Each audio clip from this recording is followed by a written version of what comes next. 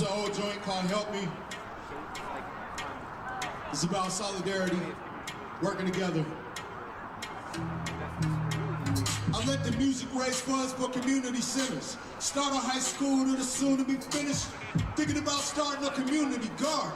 Trillions on the war while the poor people are starving. Music is a tool in the hands of the artists. Do the right thing and it makes you a target. When the pigs murder the innocent and walk scot-free, we got to occupy the property and block the streets. I'm at the intersection between love and liberation and indoctrination.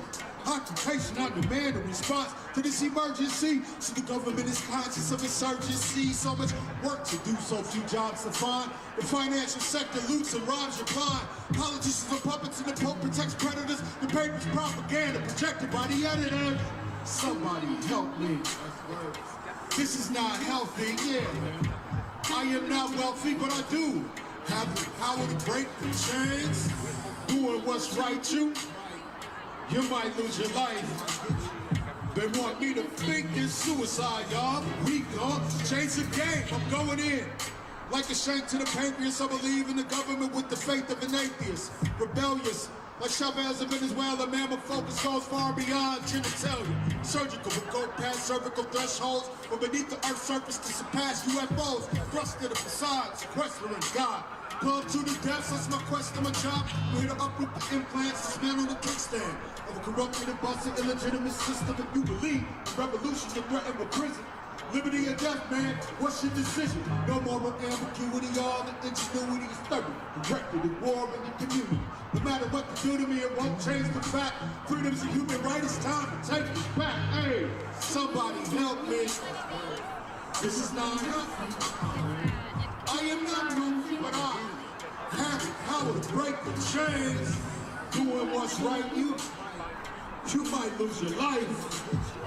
They want me to think it's suicide, y'all, but we gon' change the game. So peep the characteristics of an American misfit. In a materialistic authoritarian system as far as human relations, we know the master plan includes self-determination for all Africans. Coming from a deficit on the edge of a precipice exploited by greed and racial prejudice. And President Obama, Iraq to Pakistan. Y'all marching in Portland to take back the land. A submerged serpents, coil purges oil. The disperses further poison the oceans and soil. The merchants of death are certainly loyal to murder for profit. The whole earth is embroiled. So how do we stop this obnoxious nonsense? A meeting, a forum, a concert, a conference. I understand the need to talk and process, but we need action, not just thoughts and concepts. Somebody help me. This is not healthy. I am not wealthy, but I do have the power to break the chains. Doing what's right, you might lose your life. They want me to think it's suicide, y'all. We gon' change the game. That's my time. Continue to show up. Thank you for being here. We create a better world every breath we breathe. Stay committed. Love what you do what you love, and that don't make it easy. I'm out, Mike Crenshaw. Peace.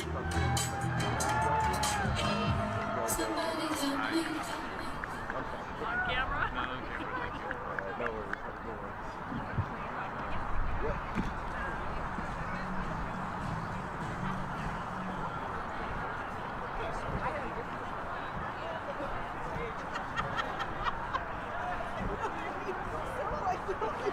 All right, Mike Crenshaw, come on. Let's give it up. Mike Crenshaw. Borrow his concept. I love it. Just wanted to tell you guys, text your friends and tell them that there's still plenty of time before we start the march. Have them come down here and join us, all right? And if you are posting on your social feeds today, please tag us at No Kings Portland, right? At No Kings Portland. All right. So next up, we're focusing on feeding our community and supporting local businesses. Carlos Reynoso and Polo Benuelos are the owners of Mis Tacones, a proudly queer Chicano-run vegan restaurant on Northeast Killingsworth.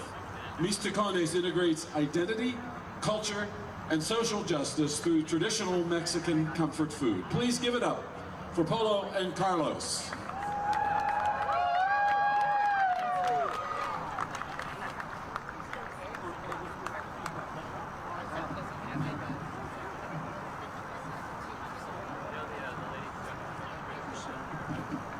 Hola, amores. Hi, my name is Carlos. I am co-owner. This is my husband. We own Mis Tacones. We are a queer local business. Feeding is a huge part of what we do. Absolutely, and we're so happy to have been invited here and just talk about the importance of community and being able to take care of one another during these wild times here in the United States. And it is really important for us to stay united and be community here in Portland, and we are grateful to be here. Yeah, being here is a big honor for us. Community togetherness, activists, advocates. Sorry, I'm a little nervous. Just a little bit of our business. My background, I was a social worker for about 20 plus years. I worked in mental health and addiction. I worked in sexual health education. I identify as someone who's in recovery. When I was a youth, I had a little bumpy time. I ended up being incarcerated. So my lived experience got me really into working with the community. I worked as an city concern here in Portland for about 6+ years, working as a peer and working with communities and connecting them with resources. So when we had the chance to open up a business or a restaurant here in Portland, we really wanted to integrate our activism with our business. So from early on, we really wanted to give back the best we can, because here in Portland, right, like living here, like y'all have shown up for us from the very beginning, and we give back the best way we can. And how we give back is about 3 years ago, we started a Pay It Forward program. We got really inspired by our really good friend, Southfield from Oakland, who had a Pay It Forward program in Oakland, and it was a trans POC Eat Free. We saw this program and we got really inspired. So about 3 years ago, we started the program here in Portland with Mis Tacones. So what we do, how the program works is the community, y'all show up, y'all donate, and we're able to feed people. Trans POC people, from our community, shouldn't go without a meal, so we provide that resource. But right now, things are, heavy. So for us, if people need a meal, y'all come through. The Pay It Forward program feeds anybody from marginalized communities. Come to Mis Tacones and we got you. Because y'all, like I said, are showing up for us, so we get back the best we can.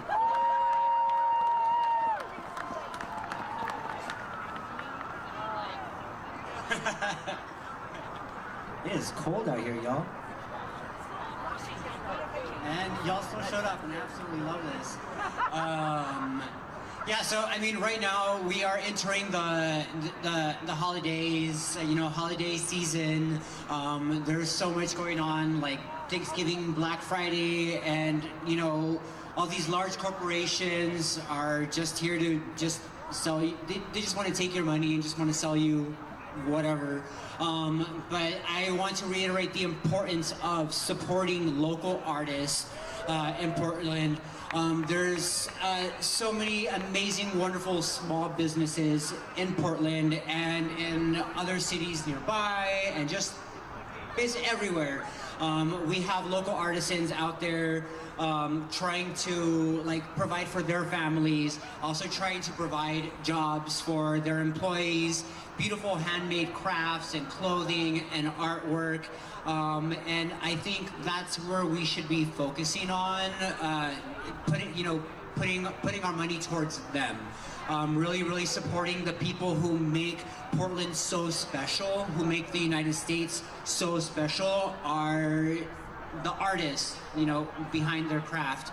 As a small business, we know that there's so many battles that we have to go through just to stay up, just to bring people in, and reaching out to community has always been at the forefront of everything that we do.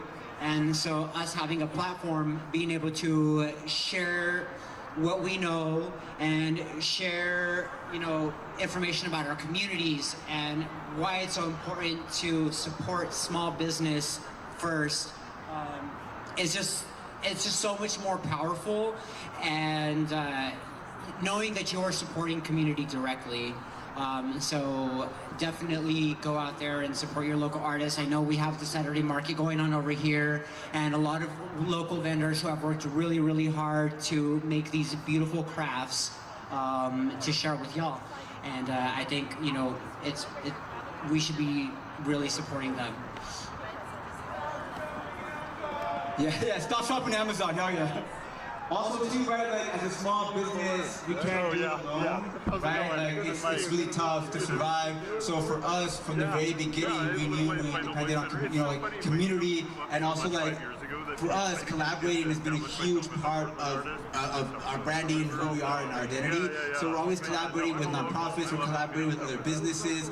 Right now we're collaborating with this amazing nonprofit called Gym Space Equity that provides training and fitness for BIPOC communities who don't have access to these resources, right? Because unfortunately they're considered luxury items. They shouldn't be.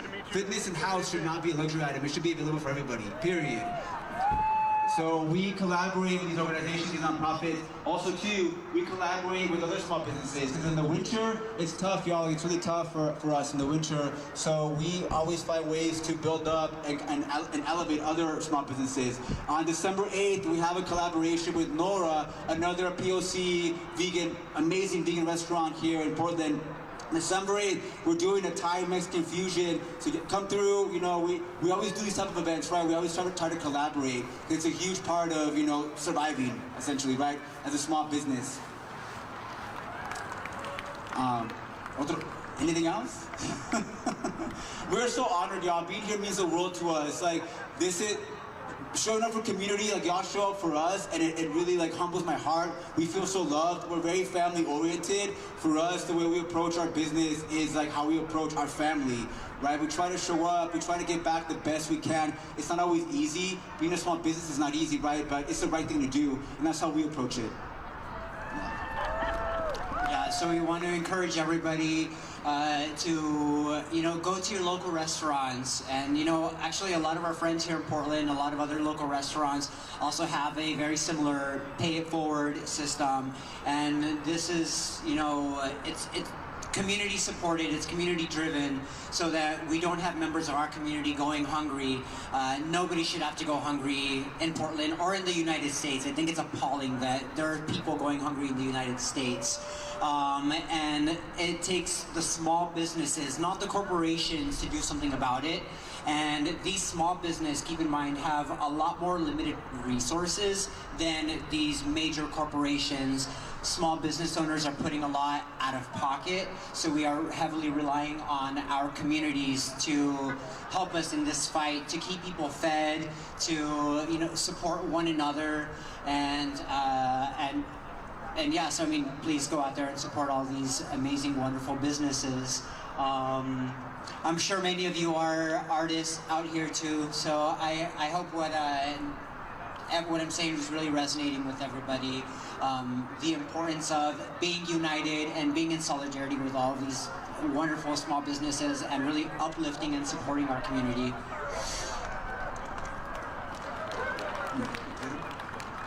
Thank you so much, amores. We love you so much. Come through to Mis Tacones, donate when you can. Come have a meal. Come with your family, chosen family, blood family, friends. We love seeing y'all. Abrazos, besitos, mwah. Thank you.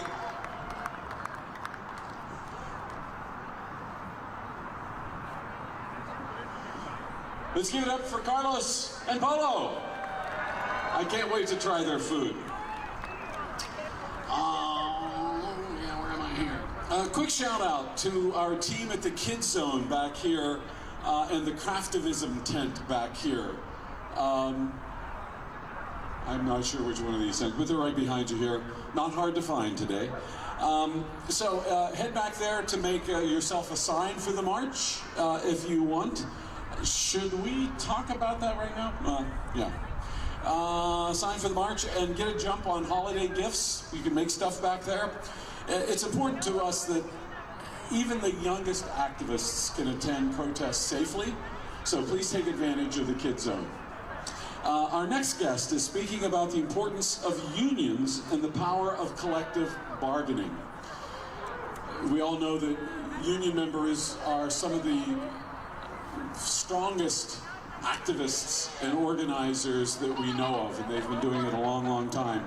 Jamie is a union organizer and member of the Party for Socialism and Liberation.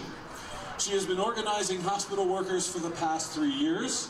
Jamie fights for workers because she sees things getting worse for healthcare workers every year and knows the only solution is organizing for a new system. Please give a warm welcome of solidarity to Jamie Kissel.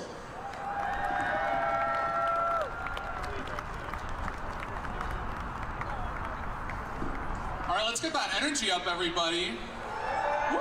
How's everybody feeling? You doing good? That's great. Well, my friends, our grassroots movement to end the racist rule of the billionaire class is only growing. The last No Kings Day on October 18th, over 7 million people in small towns and major cities from coast to coast came out in the largest day of protest in U.S. history. They came out to say no to Trump and his racist billionaire agenda. This administration wants to carry out the most insane program imaginable, cutting essential services to ACA and SNAP, cutting essential services to ACA and SNAP, and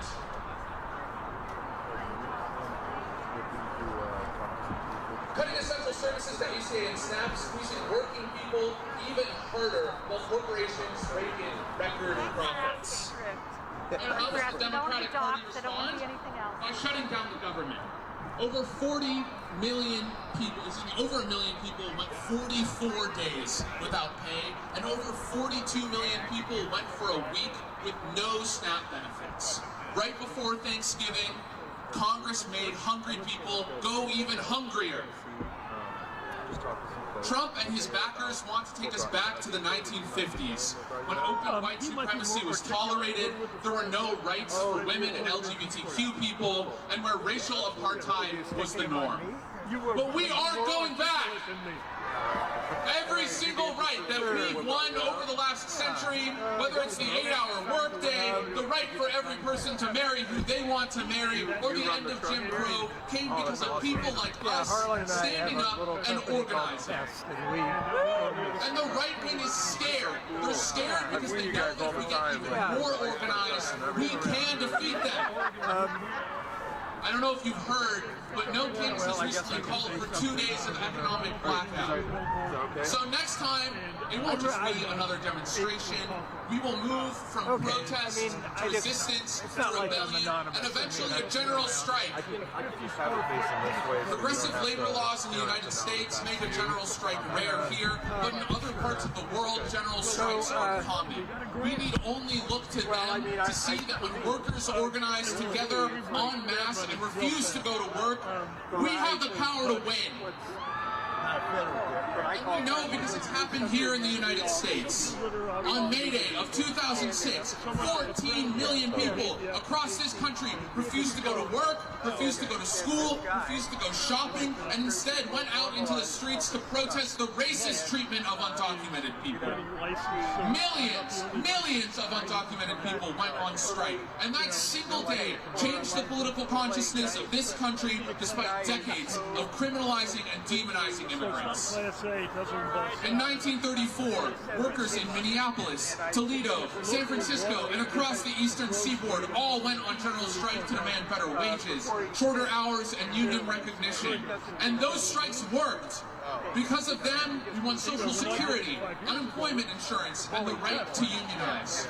But these rights weren't handed to us by the kindness of the ruling class. These rights were won because people like us stood up and organized and mobilized. Because when we do that, we can shut everything down. My friends, no one is coming to save us.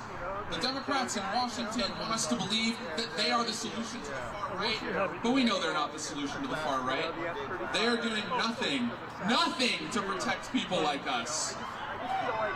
They are too scared, either too scared to mount a general opposition to Trump, or they are too deep in the pockets of the same exact corporate interests as the Republicans. History has been shaped not by some charitable wing of the ruling class, not by some great man who makes decisions for everyone else, but by the people, courageously standing up to power and demanding what is ours. We are the people. We are the people targeted by the right-wing billionaire agenda, and we disagree with the idea that the U.S. should go backwards, that apartheid should rule, and that American history should be twisted and covered up.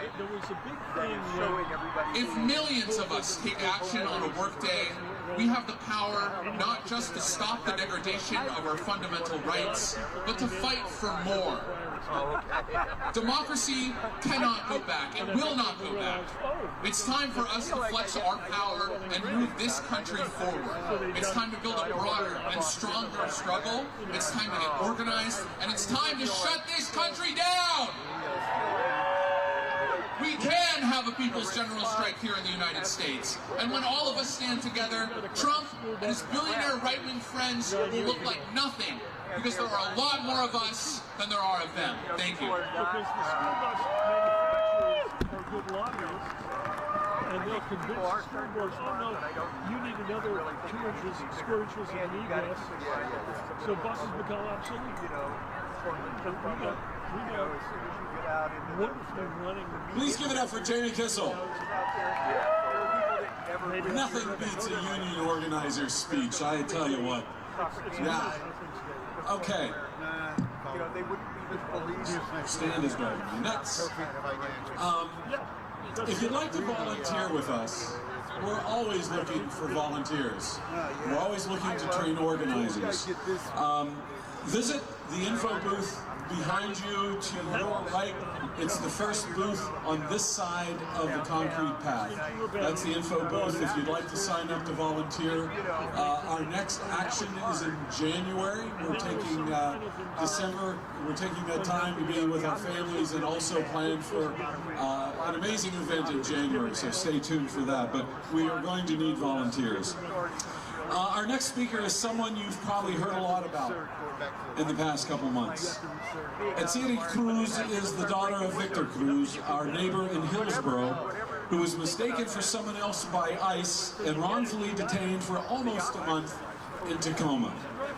Etziri fought every day and has been fighting every day since October 14th to free her father, and is still fighting today to keep ICE from deporting him. Please give a warm, loving welcome to Etziri Cruz. And I forget what the rules are about reciprocity from state to state. Yeah, they should be, because You drive across the country. yeah, right. Yeah, so what happened on that ticket you guys got going through? We had a pro bono lawyer. Good afternoon, and thank you all for being here. My name is Etziri Cruz. I actually have a core memory of marching through the streets of Portland. Okay. I have a core memory of marching through the streets of Portland when I was 9 years old, hand in hand with my parents, protesting for our freedom and our rights as immigrants. I never would have imagined that 20 years later, I'd be standing here again, still fighting. But one thing I know for certain is our pain will not be in vain, and change starts with us. On October 14th, my father, Victor Cruz, was wrongfully detained on his way home from work. He presented documents proving he was in the country legally. The agents tossed him aside and said, that doesn't mean anything to us. He was taken to Tacoma and held for nearly a month under dehumanizing conditions. Men sleeping under bright lights in freezing concrete rooms, tiny food portions, no privacy, and no idea when they'd be released. Even there, my father showed leadership. He helped men who didn't speak English, call their families, and navigate the system. Even in the worst conditions, he chose compassion, and I'm so proud of him. On October 30th, ICE attempted to deport him, despite him having a legal extension and pending court date. Our lawyers secured a temporary restraining order with only hours to spare. ICE has been deporting and transferring people without hearings, without notice, and without due process. My father was finally released on November 7th because of a federal court order. We paid the bond in full, and still they put an ankle monitor on him because it's our policy, they said. The private prison company, GEO Group, makes roughly $770,000 every day from electronically surveilling people like my father. Today, he is a prisoner in his own home, even though a federal judge ruled he's not a threat to society. For days after his release, ICE called me every time he stepped outside, demanding to know where he was. It was yet another tactic of fear and control.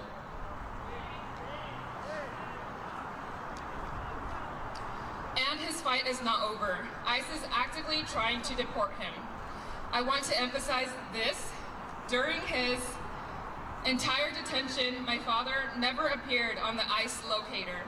There were days when we didn't know where he was at all. ICE operates without transparency, accountability, or regard for the law.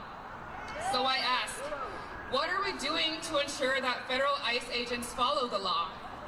Elected officials tell me, let us know what we can do. But when we call for action, all we hear is we can't interfere with federal agents.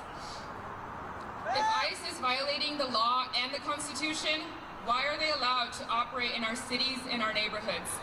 If this were really about removing criminals, why hide their faces? Why refuse to present judicial warrants? This is racial profiling. 70% of people detained by ICE have no criminal record. People tell me I'm brave for speaking out, but my father was brave long before this. Leaving home at 16 to build a life here, my mother was brave crossing the desert with 3 small children, fueled only by hope. They built a life, contributed to the community, and did everything they could to provide opportunity. And pay taxes. And let's be clear, crossing the border without documents is a civil infraction, like jaywalking. It is not a felony. We are not animals to be hunted. We are human beings with families, roots, and dreams. We deserve dignity, safety, not fear and anxiety. It feels like a slap in the face that the government takes our tax dollars, yet denies us health care and food programs, and compassion. The trauma being created right now will be felt for generations to come. So what can we do? We can document and call the PERC hotline when you see ICE. Keep a safe distance, but make your presence be known. If you can, donate, give to PERC, ECHO, Centro Cultural, Oregon for All, or the ACLU, or any immigrant-led organizations. Shop local, let immigrant-owned businesses. If you can't donate, volunteer, join Migrant Watch, help PERC, show up. There's something every one of us can do, because the worst thing we can do is nothing at all. Thank you so much.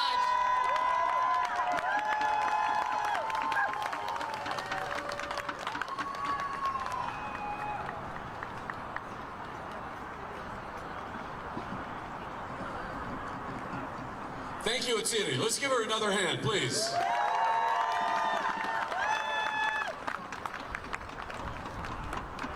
We're getting close to March time, but we have a couple more speakers. It will probably come as no surprise to you that lawyers have been the tip of the spear fighting back authoritarianism 7 days a week in what's left of a fair and just legal system. And they have been since before the billionaires and the Heritage Foundation installed Trump in the Oval Office. Right here in Portland, we've seen these lawyers fight the good fight time after time to keep this Republican regime from sending troops illegally into our, yes, beautiful city. Yeah. Sandy Chung is the executive director of the ACLU of Oregon, where she leads the ACLU of Oregon team in defending and advancing democracy, civil liberties, and civil rights, and helping to create an Oregon of greater justice, equity, and care. Sandy is a graduate of Sunset High School and Harvard College and Law School. It's our honor to introduce Sandy Chung.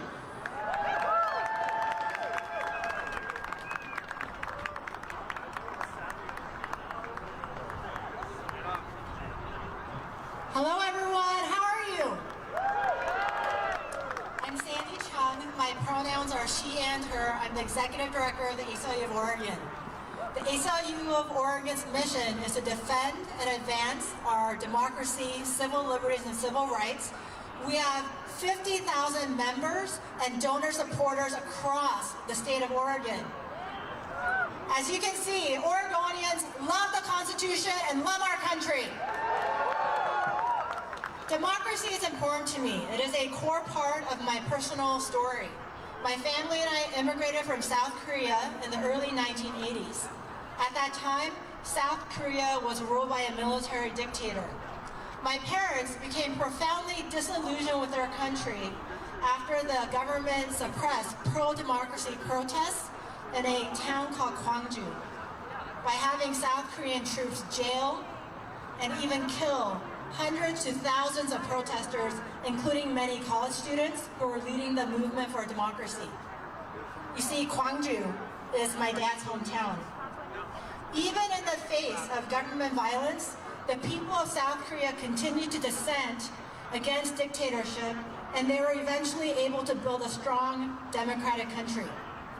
However, in December of last year, about a month after Trump's re-election, then President Yoon of South Korea tried to repeat history. He declared martial law.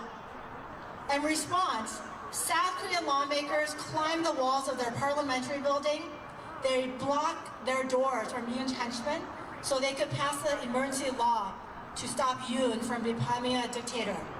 At the same time, millions of South Koreans took to the streets to peacefully protest for and protect their country.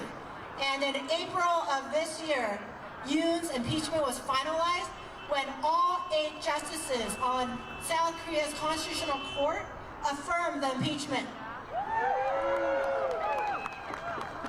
I share with you South Korea's story because we, the people of the United States, we are not alone in our struggle for democracy and to keep the military off our streets.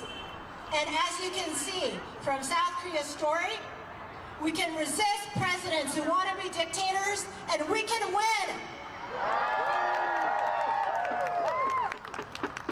You all know that recently Trump tried to pull a dictator move by trying to deploy federalized National Guard troops to many cities, including Portland. Boo. Why did he pick Portland? Yes, because we're loud, and honestly, we are a spirited side. We know that Trump's threats of federal violence and occupation are about political theater, not community safety or community care. He wants to divert our attention from a federal budget bill that gives tax cuts to billionaires while devastating our communities with deep cuts to healthcare, to education, and to food aid, while sending ICE hundreds of billions more dollars so that they can do his cruel and chaotic mass kidnappings and deportations. He's also trying to divert our attention away from the fact that he's killing people fishing in international waters and in other countries. He's also trying to divert our attention from the fact that he does not want to release the Epstein files, and he's trying to protect pedophiles. So when we all continue to show up and protest together, and as the people of Oregon, with our frog and chicken costumes, with our rooster costumes, with our amazing protest art and signs, we have a message for Trump, not on our watch. And the thing is, the courts have agreed with us again and again. They have stated that peaceful protests are not a legitimate reason for Trump to send in the military to our streets. When we show up for our democracy by being united and peacefully protesting together, we are working to protect the heart of our country. Trump wants the country ruled by greed, corruption, and control. We are striving for justice, fairness, and freedom. Trump creates hate and division. cultivate care and collaboration. He emboldens the billionaires. We empower everyday people.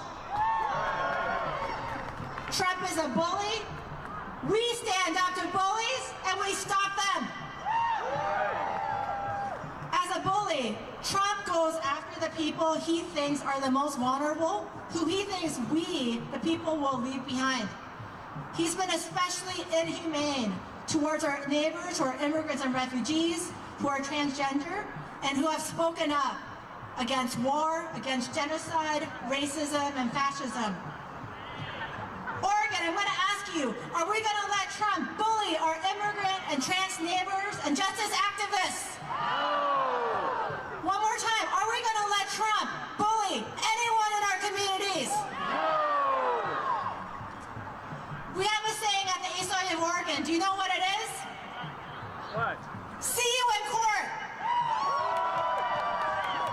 Yesterday, we told Trump we're going to see him in court. We took him to court to tell him that he cannot bully our protesters. We filed a class action lawsuit on behalf of the Portland Chicken, on behalf of an elderly couple, on behalf of veterans and journalists, all who were subjected to unacceptable violence from federal agents simply for protesting and saying they will stand with our most vulnerable neighbors. At the ASOE of Oregon, we know that dissent and solidarity are patriotic. Okay, everyone, I have 2 asks for you. First, I'm going to ask you to join our Equal Rights for All campaign. This is a ballot measure campaign to make it clear in the Oregon Constitution that our state protects the rights to abortion and reproductive health rights like IVF, trans rights and related healthcare decisions, and same-sex marriage. I'm collecting signatures from registered Oregon voters to get this on the ballot next year. My teammates are also in the back at the tent at the table. So if you're a registered Oregon voter and you have not provided a signature yet, please provide one before you go. We need live signatures. You can also go to equalrightsoregon.com to get more information, including about how you can volunteer or hold a house party to educate your family and friends about this important ballot measure. Sure. Second, I all need you to take out your phones. I know it's cold, but take out your phones. I love it. I need you to put in the number for PERC. Okay, are you all ready? I'm just going to hold this out to you. You can Okay. just stand exactly This is where PERC, you are. Oregon. And It is 888. I'm just going to ask you for your name and how to spell it. Okay. 1510. So if I could Once just get again, your name and how to spell it. My name is Bill Denham. That's BILLDENHAM.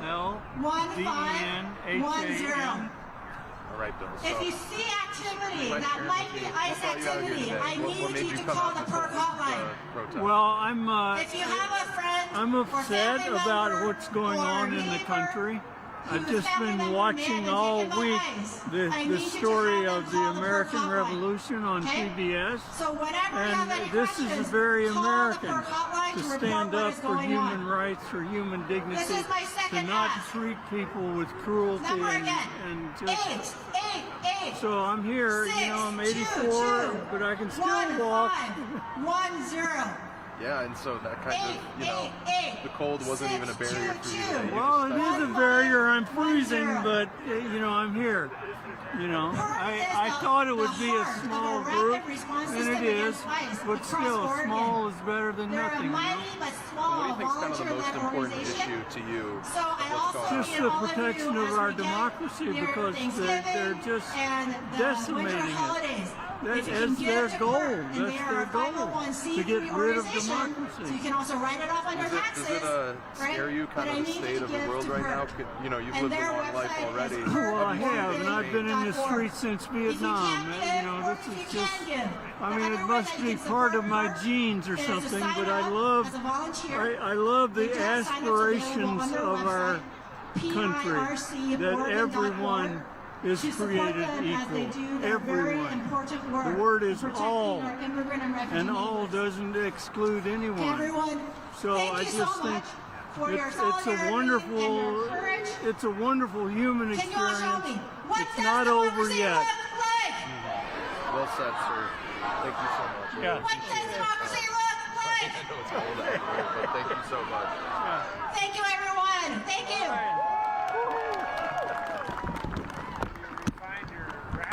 I don't know. I couldn't sound bites, Bill.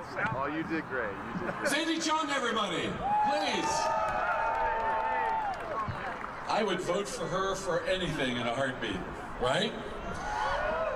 In the spirit of caretaking and accountability, our next speech exemplifies a concept popular in many belief systems and that many of us live by regardless of faith: do unto others.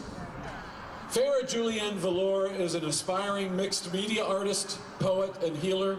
She has faced and battled numerous personal and systemic challenges, including houselessness, racism, transphobia, gender dysphoria, and mental illness. Despite it all, she has found hope through writing about her darkest fears and pains, as well as her brightest hopes and dreams.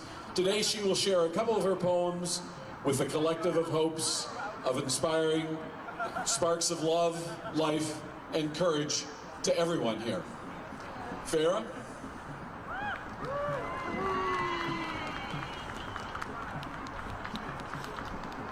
Hi everyone. Hello Frog family. I am so honored to be here today to share some sacred words from my poetry collection, Silver Lining. It is both a hidden passion and work in progress that I've been working and devoting my time to for a little over a year and a half.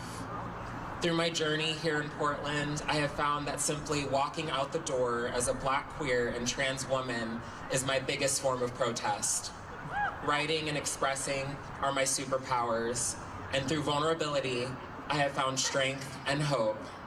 Here's my first poem titled, My Serenity. Out of the flesh of the earth, my bones emerge, eyes deep like the forefathers and mothers of old, soul of warmth, heart of gold. My flickering flame ascends from the depths of despair. God, grant me the serenity, for here I am, me, just me. And to the forces that be, that wish to keep me small, fuck you all. I will stand proud, I will stand tall, with my golden heart held high, and a resolve that breaches the very sky. Thank you. Here's my next poem titled, True Freedom. It is nothing but bags of bone and flesh that dictate the lives of so many, the hearts of which cannot be seen, but can be heard screaming, democracy, please. Instead, we are given what is already so commonly known: cruelty, hostility, wretched indignity, and vile injustice. Believe it or not, the prayers, screams, chants, and tears of those most marginalized, vulnerable, and weakened by oppression are heard first and most loudly. The voices of those who had no choice but to submit to and obey a system of abuse and misuse of power will be heard and rectified on this day. Whether or not we see it with our eyes or feel it with our hands, the eyes of justice both sees and knows all. Our hearts will feel its swift action and in turn will swell in utmost joy and elation. O justice, give to us the courage and strength to stand, to march, with strong intentions and will to set things right and undo the damage that has been done in our lives and the lives of those who have come before us. May true freedom reign. Blessed be.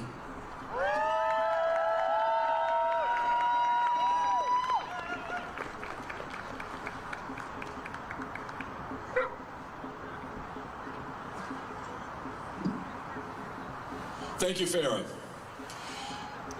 Recently, you may have seen the video from Mutt's Coffee in Beaverton about their employee Jaden and her husband Tony having to leave the country after Tony was targeted by ICE. Here to read Tony's story are Caitlin, a friend of Jaden's, and Jacqueline, co-owner of Mutt's. Please give them a warm welcome.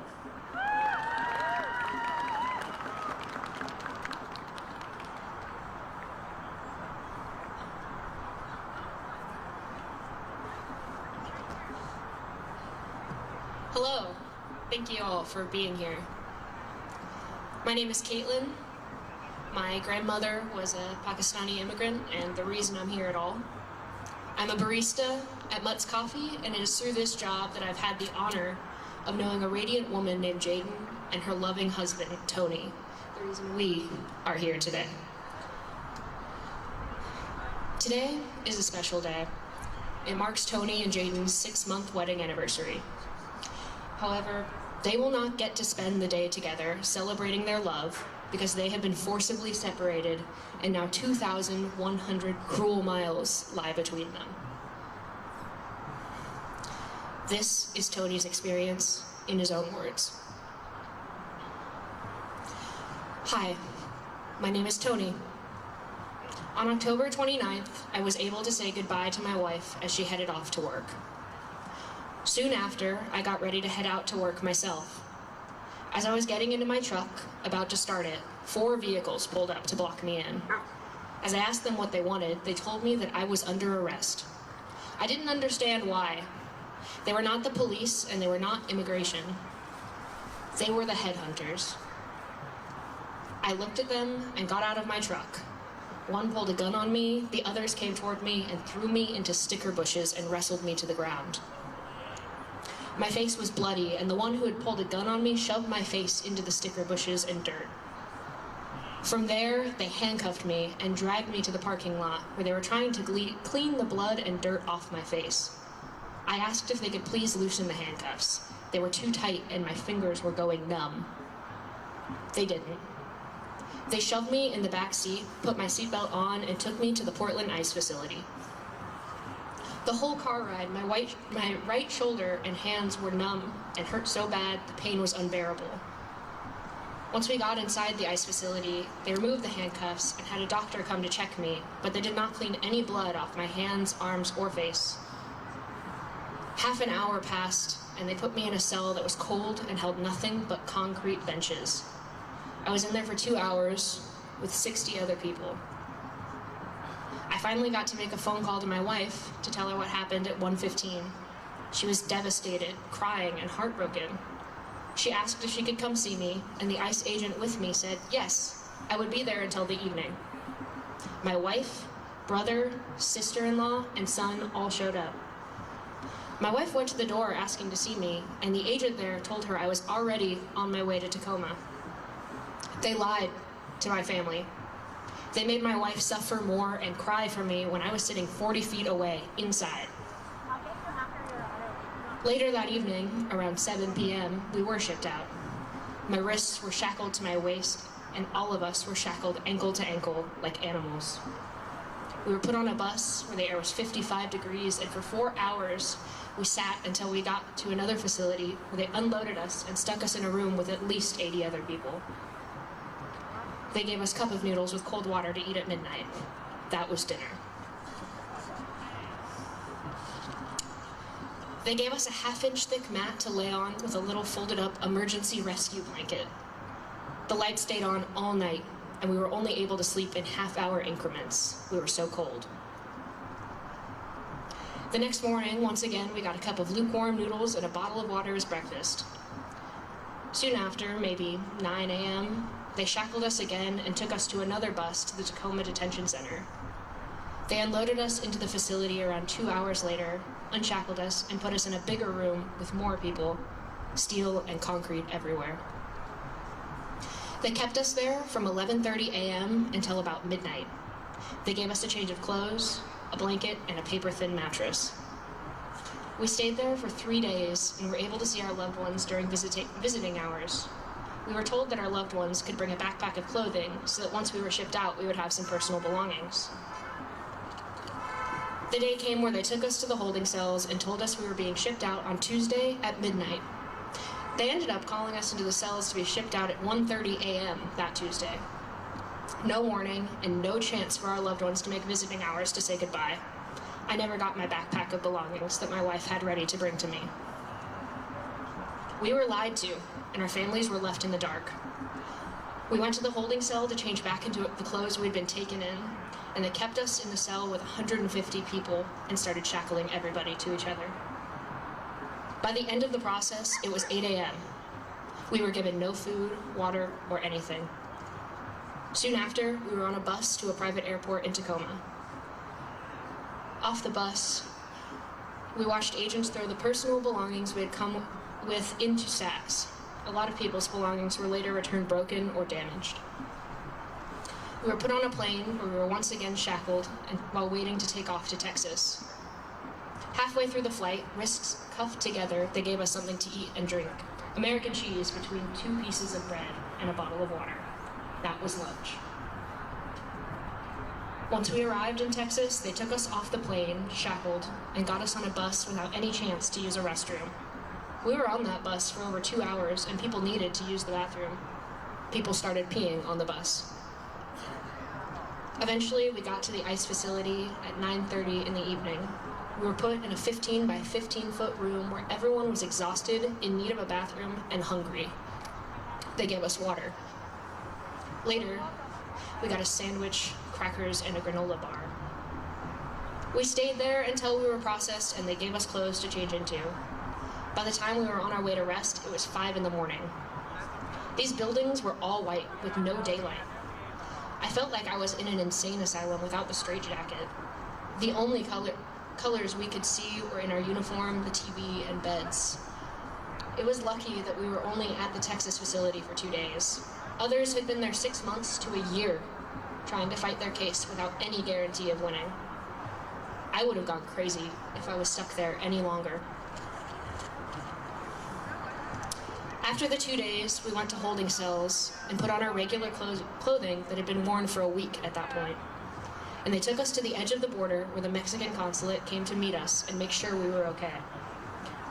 They walked us across the border and took us to their offices where the National Guard and federal police escorted us to a safe shelter. They fed us, gave us clean clothes, and a place to sleep. Afterwards, they gave us a little money and escorted us to where we wanted to go, whether it was the airport or a bus station. This is something that human beings and their families should not have to go through. It's been a hard journey. It's been a horrifying and terrible experience for my wife and family. I feel lucky that I am able to reunite with my wife and that I'm safe. It's sad to know that some of these people won't get to reunite with their families. Some don't have money to survive or a place to go and will end up on the streets. Thank God I am one of the few of thousands that have a family member that could take me in a country I don't know, after being raised in America for 40 years. Now I will start a new beginning with my amazing wife and our fat cat. Thank you for taking the time to listen to my story. And before I hand this off to the Frog Brigade, I have just a few words to share from Jaden on this story. Today is a special day. It is Tony and I's 6-month wedding anniversary. However, we won't get to spend it together. As I sit packing up our belongings, 2,100 miles away from the love of my life, not by choice, but by force, I can't help but wonder how this could happen in such a cruel way. My husband was kidnapped from our apartment parking lot at gunpoint, tackled to the ground into sticker bushes that cut his face, hands, and arms, told he wasn't wanted in this country, a country he has worked in for almost his whole life, and a country where his closest family lives. He was on his way to go to work with his son. The way these bounty hunters and ICE agents dehumanized and abused my husband just for being born in Mexico is unforgivable and unacceptable. He didn't get a full meal for over 2 days. He slept on concrete, I put $300 in his account for food and phone calls at the Tacoma detention facility, and it was never given to him or given back to me. We were lied to and misled. The panic, heartache, confusion, anger, sadness, and injustice we have experienced in the last 3 weeks is beyond anything I've experienced in my life. My husband did not commit a crime, yet was treated like a criminal. He was going to work to provide for us and his family. He has a daughter and son who rely on him. He has parents here who rely on him. I rely on him. He's a hard-working, kind, and compassionate man. He helps anyone who needs it because he has a big heart. The reality of him being treated so horrendously, denied food, basic necessities, and comfort makes me sick. He deserved better than that. So does everyone who this is happening to right now. This is not how these cases should be handled. Violently snatching human beings from their loved ones without any notice, leaving family members, pets, and obligations in the dark and unattended to. This isn't right. Don't forget that the United States was built by immigrants. I want to thank everyone in our community who has supported us and spoken out on our behalf during these last 3 weeks. I won't forget it. Everyone needs to speak out and stand up for their neighbors. We are stronger together. Thank you.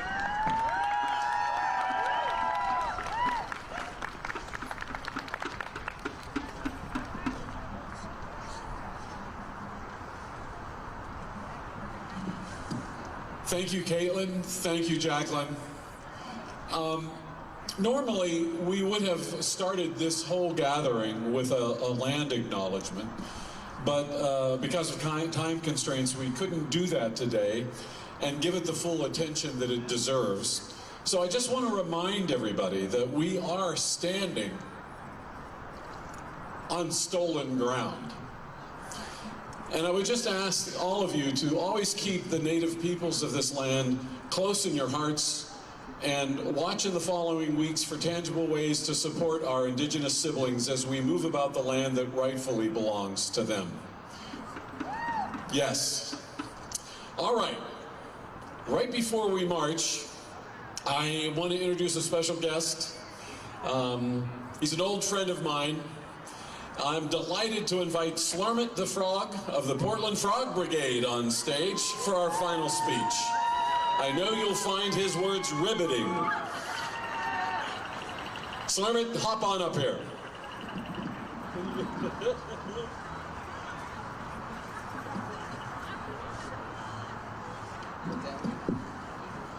Hello, everybody. I'm Slurmit the Frog from the Portland Frog Brigade. Yay! Sorry, I had a frog in my throat there for a second. Anyways, first off, it's my speech, I need it. Anyway, first off, I gotta give a huge shout out to the first inflatable frog, our friend Toad. Let's hear it for Toad. Woo! Now, Toad started this whole inflatable revolution with help from the Portland Frog Brigade and Operation Inflation and everyone else out here who joined this fight. We've shown that Portland is not a war-torn city, but a city who knows how to stand up for what's right in the most effective way that we know how, and that's being weird. So, you know, as winter inches closer, let's make a commitment to carry this amazing energy into the spring. We might not march in December, we may get snowed in January, but we cannot stop this fight. Let's promise to carry the spirit of resistance not only in times of crisis, but when the quiet stretches too. Because it's during those times that we have the greatest ability to create permanent change. We march now to take our country back, but we do the quiet work to make our country even better every single day. Throughout November and December, we'll be providing inspiration for this type of deeper and lasting involvement. Opportunities to learn and educate, to build community, to celebrate our city and its amazing people, and most of all, to protect the vulnerable. So we put together a week of actions and encourage you all to participate and share it with your friends. Go to NoKingsPortland.com for all the info and to make sure that follow them on their socials everywhere. And if you want to join and support the Frog Brigade, go to PortlandFrogBrigade.com. And don't worry, we accept all species, even humans. So, let's keep doing what we're good at, Portland. And don't forget, we are stronger together. I think you guys know the motto. Let's say it together. Frogs together, strong! Frogs together, strong! Frogs together, strong! Yay! Then let's go, March! Good job.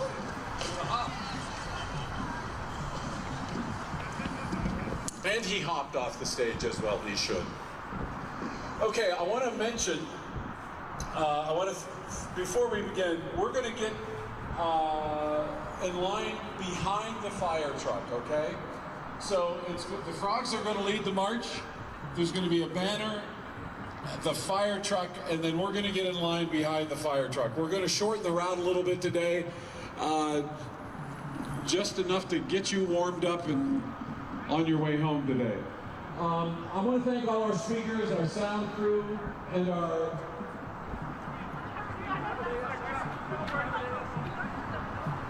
Okay. I was going to thank our ASL interpreter, but they've been right here. We are departing over there, as I said, behind the fire truck. And there you go. That's it. Everybody, thank you so much. I think I have some more.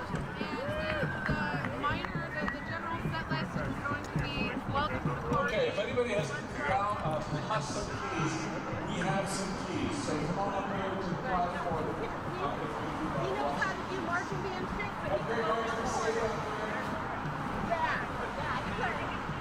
he's our cornering guy. I'm pretty kidding you. I'm sorry, I don't mean to be awful. Rainbow water.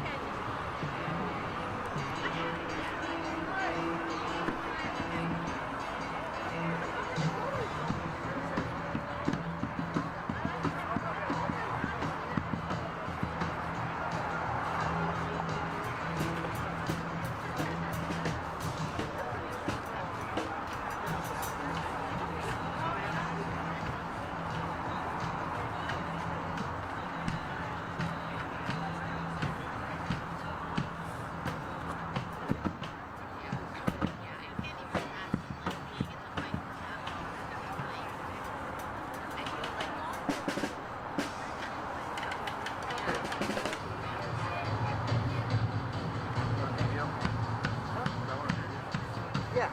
Yep. 6x9. Yeah, it's pretty heavy. Yeah. I gotta use it. I bought it. So. Yeah, no, exactly. Exactly.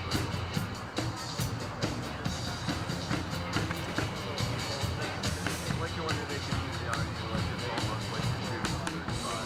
That's one of the reasons I like 6x9. Yeah. Yeah, the whole reminds me of this. So. Yeah, it's big training here for me. 6x9 is not the one where you only got like, I'll make it count. So, this is fine. I only got 2 rolls, so I literally